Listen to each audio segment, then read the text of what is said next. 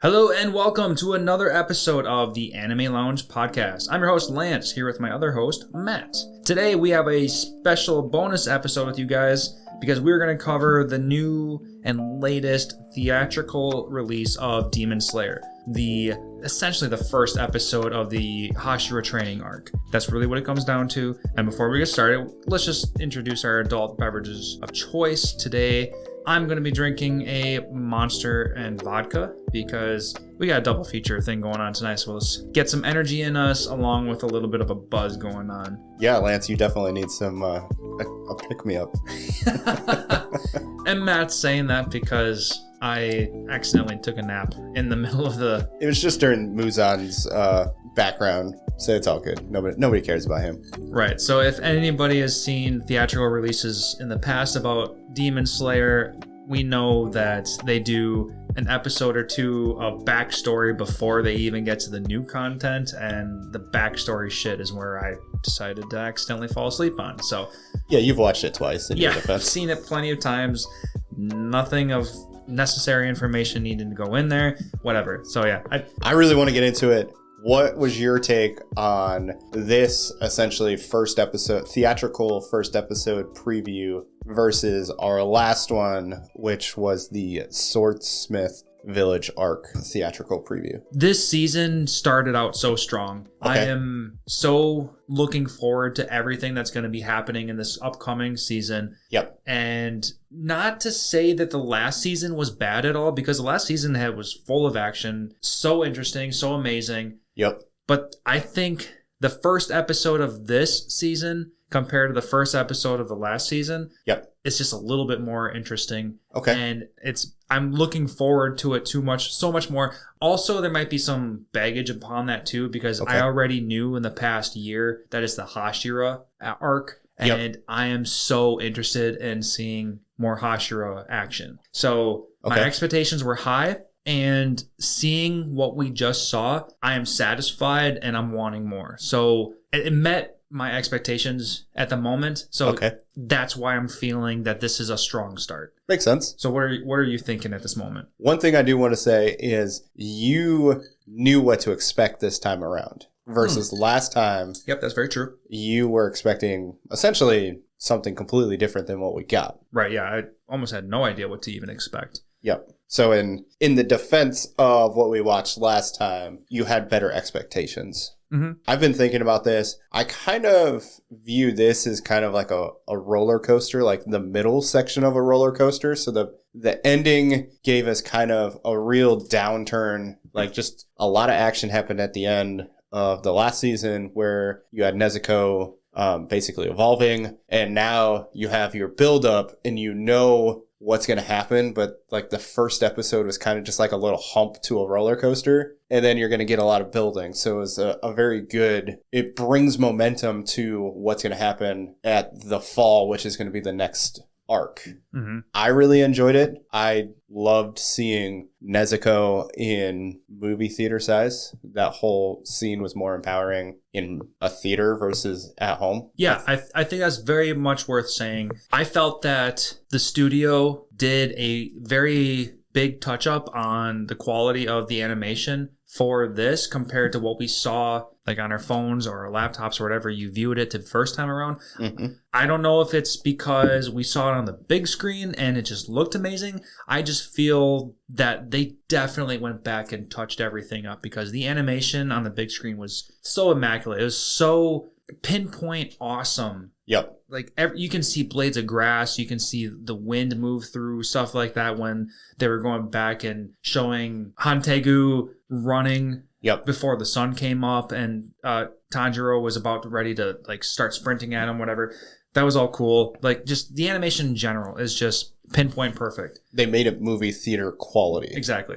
And that's not to diminish anything about Demon Slayer to begin with, because Demon Slayer quality has always been top-notch above all anime, period. Mm-hmm. The movie theater release of this was even better on top of that. So that says a lot, because this is already a beautiful anime as it is. Yeah, I completely agree. It was So good. And then, of course, we spent a little bit of extra money and saw it in the better screening with better sound. So, man, if anybody hasn't watched it, definitely recommend spending the extra money and watching it in the higher quality, because it's like some of that bass that they were having was just insane. Yeah, the battle actions in the movie theater made all the difference. I would love to see literally all of my anime in that quality. Just being in that room. The big screen is one thing, but to have the bass booming volume all around you, surround sound like, that's next level. Yeah, that's definitely your thing, where it's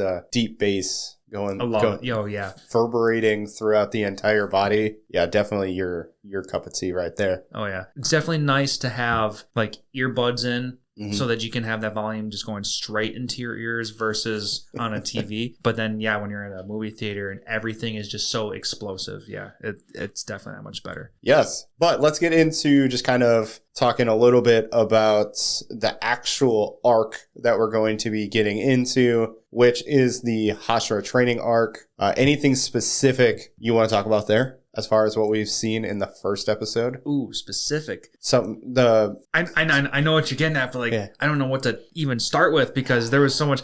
Okay, here's the first thing. I want to start with my obvious very first LOL moment. Okay, I think I know which one it is. Yeah, because the whole fucking crowd was laughing their asses off when this happened. If anybody else has watched this in theaters, it might have happened to you too. But when Nezuko was walking around talking, and she was talking with Zenitsu, and Zenitsu was so excited to finally talk to her in the sunlight. I'm very surprised that he didn't make any kind of mention like, oh my god, what are you doing out in the sun? He was just straight up happy to see her, period. So because he did make mention of it, I think he had heard probably from it's not his crow, but whatever bird he has. Oh yeah, the bird. I don't remember. Whatever that little bird is, yeah, because he's the only one that without a crow. Yep. Anyway, so he probably heard in the silence. So it was very, very funny that Zenitsu was the one who was head over heels over him, and Nezuko just straight up calls him Inosuke. Welcome back, Inosuke. Yeah, that was so...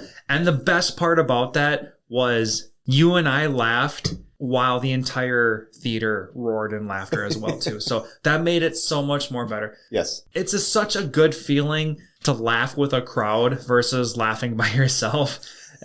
Yeah, there were a few moments I was laughing and I was like, nobody else is laughing. I'm like, I just won't laugh loud. You laughed a little bit more often than I did at little like chibi moments and stuff like that, which is totally fine. But like that was a solid moment and I loved that moment so much. So I have to say that's hands down my favorite moment and need be talk about this. Without giving too much away, I thought your favorite moment was going to be the first time we see Inosuke. Well, when he crashed through the window? Yes. Oh, God, I laughed so hard at that part, too. Everybody in the theater also laughed. Yep. Very hard at that moment, too, because it was so funny. And then, of course, he's got glass, like, sticking on himself, and he's just... Yeah, because he just breaks through and he has glass...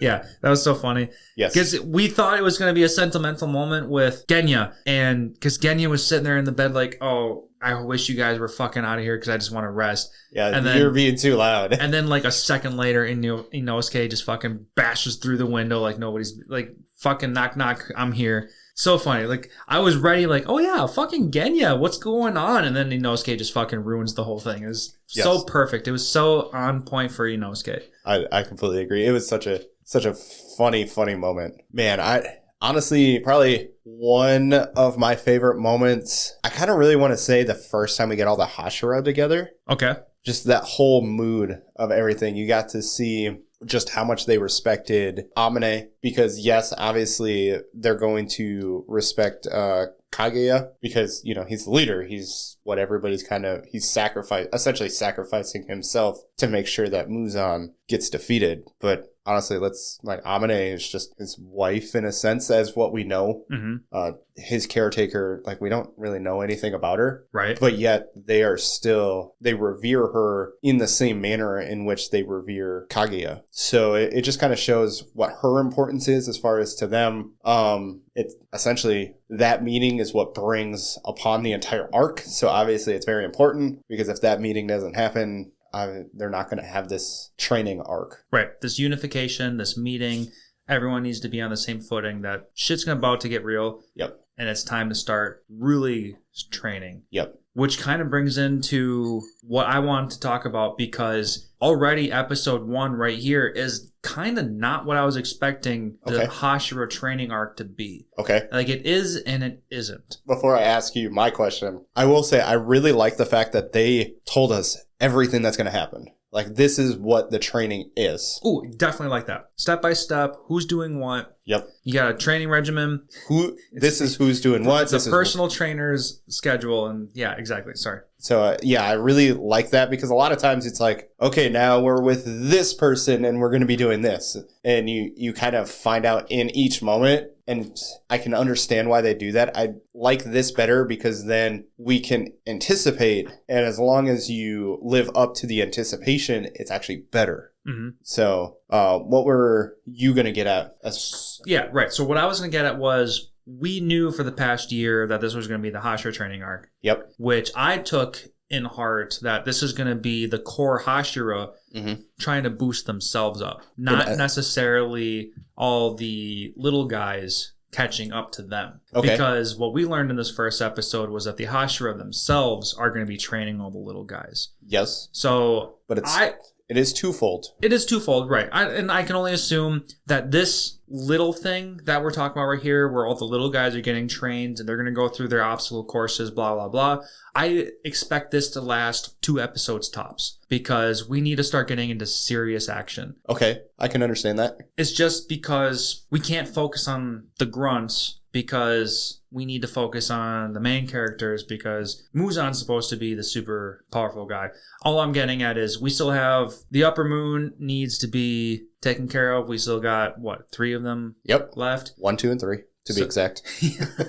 So, they're right there. They know that this shit's coming close. So we have a time, we know we have a time limit. So I can only imagine we're very time constrained. I would be very surprised if this was literally 12. You know what? This first episode was extended. Yep, so this is probably going to be an 11 episode series. Okay. Or maybe it could be another 10, and maybe the last episode could be another fucking hour-long episode. We never know. Just like the last series. Anyway, the point is, I would be very surprised if this is pure training. Okay.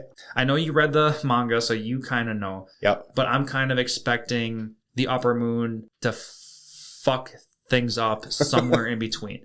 There's going to be a good flow of training. People are going to get on a good flow, just whatever, the good flow. And yes. And then they have to go into high drive right when they're exhausted and they need to go into overdrive. Okay. That's just me thinking about drama. So. Okay. I will say it's going to be more than 2 episodes. The training is going to be more than 2 episodes, just because the whole purpose of the training, again, is twofold. It's to get all the underlings stronger, and it's to get all the Hashira marks to appear on all of the Hashira. Ooh, and that's a very important thing that we learned in this episode was how the Hashira marks, not even the Hashira marks, it's the sun marks. Because Tanjiro is the sole reason why these marks are even revealing themselves. That's a super important point that we learned from the original, is that essentially when you get in close proximity to somebody who has a mark, you will in turn also get a mark, which is really, it's a weird concept, but I'm just going to anime logic that and call it a day. Right. It was, and what they were saying was a make or break moment. It's either you get the mark or you fucking die trying to get it. Yep. And these Hashira are obviously going to make the mark because they're top of the top. So it was a very cool concept to begin with too. Yep. And they were talking about how your body temperature has to reach above 102 degrees. Yep. And 200 beats per minute. 200 beats. Yep, that's the other one. So basically break up fever and continue going. Your heart's going to explode and you have to have a fever. Yeah. This is nothing new because Tanjiro has made mention multiple times that he needed to increase his internal temperature in order to fight. And this was made very prevalent in the entertainment district when he was fighting the brother and sister. Yes. Kitaro and Daki. Yes, thank you. Those two. So that's the first time it was made like clearly obvious when, that's sun breathing shit. So yeah. Yes. So yeah, it'll be very interesting. I think it'll be really exciting. The ending credits kind of give away some things as far as what you would come to expect. I don't know how close you paid attention to the ending credits. Maybe. It depends on what you're getting at. It's just who's going to be there. That's all. Obviously, Tanjiro is going to be available for it, is pretty much all that's... Maybe I didn't pay enough attention. I just kind of assume almost all of the Hashira right now are going to be very available and very important. Yeah, yes, they will. And then so Tanjiro, as you remember, is very injured. So that's why he's not doing it, because that's a whole scene with Zenitsu biting on Tanjiro's head, being like, oh, you get out of this because you're so broken that you can't do anything. Oh, okay. You saying this, I didn't expect that. I expected him to just bounce back and be part of this training. I guess now that you're saying this, they were showing bits and pieces about the underlings training. Yep. Tanjiro wasn't part of any of that underling training. No. Zenitsu and Inosuke were obviously in there. And Inosuke was jumping over people's shoulders. It was really funny. That was all closing credit stuff. So I thought that's what you were talking about. Yeah, that's what I'm talking about. But as far as what we've seen so far, we haven't seen our main trio. The 3 friends, and then so we've really only seen Tengen with some underlings. Oh, like legitly. Okay. Yeah. Okay, yeah. And they were talking about how that's not even this is close basically to what this is your warm up essentially. Yeah, exactly. So. I was getting so amped up during that whole process too. I'm like, ooh, I want to go do that too. I do not want to go run up a mountain. That sounds like a terrible time. Running up a mountain sounds like a terrible time. It sounds terrible, but I do kind of want to do it. Like, I want to say I did it. Oh, okay. Yes. So, obviously, this is the Hashira Training Arc. Which Hashira are you most looking forward to? We can talk about each individual Hashira and how excited we are about them. But I want you to pick one. Right? I'm torn between the Wind Hashira and Which is who? The Wind Hashira is Saname Shinagawa, because we saw him in action in this first episode. He was pretty badass. Like, he was obviously looking forward to him. Yep. So, because I saw what he did already, I'm very interested in him. Okay. But at the same time, I have an inkling that the Stone Hashira, Gyome, is going to be the most powerful of the Hashira. Okay. Something about him and his humbleness and his quietness and whatever, just everything about him gives me the vibe that he is the most... Well, every blind character is going to be strong. So. Yeah, it's always that vibe. Yes. It's always that deal. So, okay, he is going to be the most powerful. Okay. I can't wait to see him in actual action. How about that? Like, I love Shinagawa because he's got this badass attitude about himself. Yep. Remember, he's the one everybody hates because he, stabbed Nezuko. Exactly. Like, he's got that. He's this edgy guy. He's the Bakugo of this show. Okay. Yep. So that's why I like him a lot. But yeah, like I said, I want to see the Stone Hashira in action so goddamn bad. Okay. And I think so that's we'll save this for a future episode. Yeah. But anyway, most excited for those two. Okay. I'm sorry to steal two of them. What are you thinking? Yeah, I would definitely agree with Gyome. It's going to be an interesting one because when you look back at things, you will understand him more as you get through this arc. And so without saying anything, I'm just going to say that. If I remember correctly, this is the arc where you start learning about Shinobu and actually learning about her. The poison Hashira? Yes. She is my favorite one of all the Hashira. So it's I'm really looking forward to finally getting people to understand, well, you especially, understand why she's my favorite. That one I'm really looking forward to. I really am also looking forward to the development of Gyu. Oh, definitely. Because of what happened throughout this episode, without spoiling too much, it's just okay, so what's next? And I really want to look forward to it. So I guess I'll go with Gyu and Shinobu. I can understand that because Gyu is sitting there the whole time you guys can do your own thing. I'm going to go do my own thing. And I'm very interested in Gyu at that moment. Understand. Why would he even separate himself from the rest of the clan to begin with? Why is he the black sheep? Yeah, of the Hashira when he clearly doesn't need to be? And that's the weird part. Mm-hmm. So, yeah, I'm really looking forward to him. The only other thing I want to talk about is what happens at the end, which is Tomoya. Yep, very important. And for all our listeners, in case you forgot, Tomoya is the demon who is also researching Nezuko's blood and turning people back into humans, or at least human-esque. Yep. Basically, she got invited to where all of the Hashira are, or the Hashira main headquarters, to work with Shinobu to essentially develop a way to defeat Muzan. Is that what you took up from it? Basically. I mean, she definitely has an understanding of how demon blood works. Yep. She clearly provided proof that there is a way to reverse demons in a sense, because there was that one citizen who turned and he only needs droplets to remain human-esque. Anyway, it's not perfect, but it's on the right track. Anyway, the point is she's doing something important and she can be of help to the rest of the clan. I don't know. Yep, exactly. So I'm really looking forward to that because it's obviously important. Mm-hmm. Yeah, definitely looking forward to that. And we also found out the end of the last season that she predicted that Nezuko was going to be able to withstand the sun anyway. Yep. So very interesting stuff going on there. She's going to be of great help to our cause. Yeah, absolutely. But that's really all we got for our special episode covering the theatrical version of the first episode of the Hashira Training Arc. Such a fun episode. Highly recommended. Definitely cannot wait for this spring season to come out when we get to watch this episode again. It's going to be such a blast. This season is going to be so good and I'm so excited. 100% agree. Please make sure to check out the Anime Show on Facebook and Instagram. Check out all the awesome anime content they have on there, especially help you decide what you want to watch next season because we're almost at that point already. Yeah, oh my God, we're almost there. Yep. And also, please subscribe to us, drop a like, and leave a comment. Let us know what you thought of this episode. Have a good one. Later, guys.